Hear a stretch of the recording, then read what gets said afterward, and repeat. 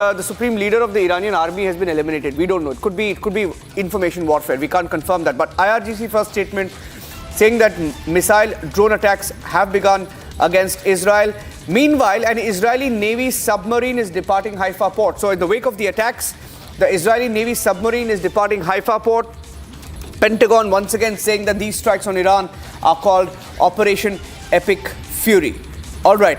So while we speak about that, let's also tell our viewers that we will be getting a live shot, live from Tehran. We'll have a live, just to give you an idea of the skyline, live over Tehran, live from Tel Aviv.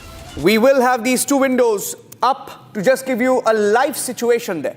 But Colonel Shailendra Singh, the way US has intervened, the build-up was there. Maybe we'll pull up the map as well if we have the details of the bases and also details of the aircraft carriers that have been stationed there. They've been moving. We've been reporting live as it happened. Two of the US's biggest carriers, air carriers, perhaps in the world, USS Gerald Ford, USS Abraham Lincoln. Put them together, you have anywhere between 120 to 150 jets that they can carry together.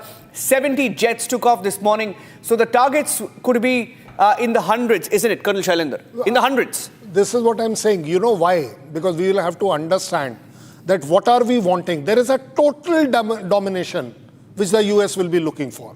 And that's the only thing which will work for them. Because if they will come piecemeal, they will get stuck piecemeal also. They have got a huge force which is already deployed. There's a huge naval blockade which you have deployed. But when you are doing this huge, you are also projecting a huge target. Because that target also has to be kept in mind. The bigger your army, the bigger your force deployment, the more are the chances that somewhere or the other, the enemy, that is the Iran, will be able to strike. If you actually go through, when we were talking about just now, I would like to request you to consider my view in that. US would like to avoid making any strike from the bases of the Middle East. Why? Because the Middle East countries have already declared it that their land will not be available for making it against Iran. What they will allow is only interceptions. That is kind of defensive measures which they will try. It is till the time when Iran is not going to strike the bases in the Middle East. Once that happens, then the retaliation or self-defense or defensive measure, the US will have a moral justification to strike Iran from all possible sides. Yeah. So we'll go back to the pictures once again. We'll just go back to the Where is the picture? picture? Because we have those are live shots. By the way, there's a live shot of the skyline over Tehran. We'll also cut live to the skyline of Tel Aviv.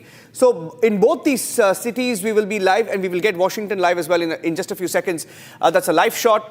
That's a live shot from Wired. It's a news agency that we're picking that up. But more importantly, over Tehran, multiple targets were hit. So the cameras will be moving. We'll have our live cameras through different agencies, different networks, different sources. And Abhishek, over Bahrain, there has been an alert. Yeah, so these are all places where American bases in the Middle East are, including Bahrain, including Doha, including in Iraq. So Niranjan, all those places would have sirens going up. In fact, there is an advisory by India, our mission in Qatar, that all Indian citizens are expected to follow instructions and to remain indoors as much as possible. There are